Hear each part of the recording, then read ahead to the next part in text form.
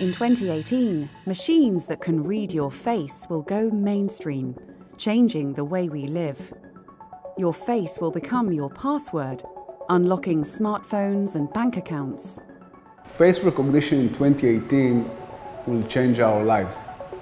But the technology will also have the power to covertly track your movements. Moving into a world where machines can follow you around and characterize you based only on your face is worrying because it potentially limits your freedom. It will even be able to guess your sexuality through facial features alone. In 2018, we'll be forced to face the future.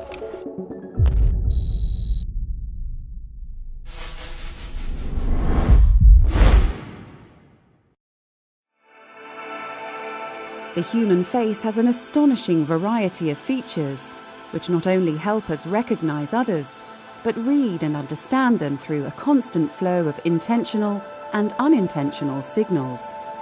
It's one of the unique functions that separates man from machine, until now. 2018 is going to be a landmark year for face recognition because there's been a huge amount of progress in the underlying technology known as machine learning. And what that allows you to do is pull a very accurate face print out of a photograph that uniquely identifies a person. Pioneering facial recognition technology hasn't yet hit the mainstream. In 2018, one more thing. It will be in our pockets. Facial recognition is going to go mainstream in 2018, largely because the latest iPhone has face recognition technology built into it. You look at it and it recognizes you. By next year, there'll be millions of those devices out in the world, and we're going to get used to unlocking our phone. Then we're going to start getting used to getting into our banking apps with face recognition, and it's going to start feeling normal. But using your face to unlock your phone is just the beginning. In the suburbs of Israel's financial centre, Tel Aviv, a team of engineers is at the forefront of a technological revolution. We've invented a simple way of transforming a photo into text. They're teaching machines to read faces. The face recognition model can measure the distance between your eyes, the width of your lips, the distance from your lips to your nose, etc. At the end of that process, we are left with a simple text, which is the basis of our recognition. The software has the power to identify one face from millions in under 1 second. Our accuracy under a controlled environment is around 99%. And it's this precision that makes the technology an effective new tool for surveillance. We can identify people without them knowing that they are being identified.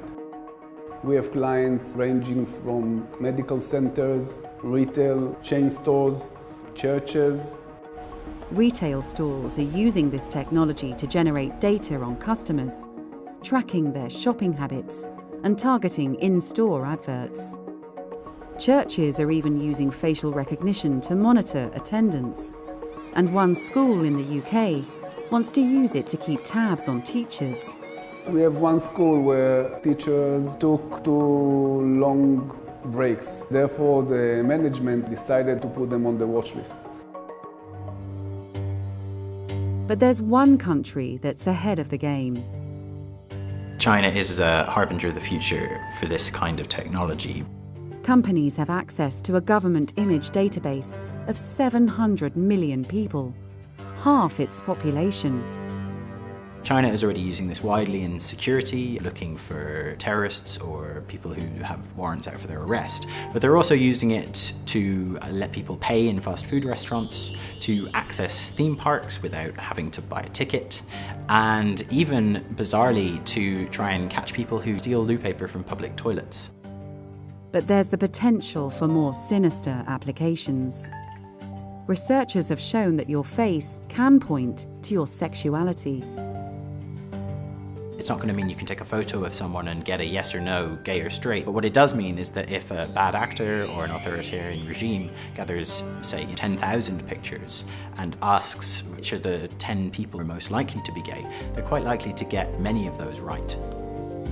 This new ability to record, store and analyse images of faces on a vast scale will fundamentally change notions of privacy, fairness and trust. In 2018, the most contact that people will have with face recognition, they won't actually know necessarily. It'll be through security services, it'll be through shops that are profiling you. And that's the more worrying side of it. But tech companies are forging ahead with their plans to make facial recognition an everyday part of our lives. You cannot stop progress on the fear of privacy. The advantages of security of business information are far greater than some privacy issues. This technology is a new kind of power, and the only way we have of dealing with technologies currently is to make regulations that repress bad uses and allow for the perceived good uses. 2018 will be a year where we start to work out what some of those are.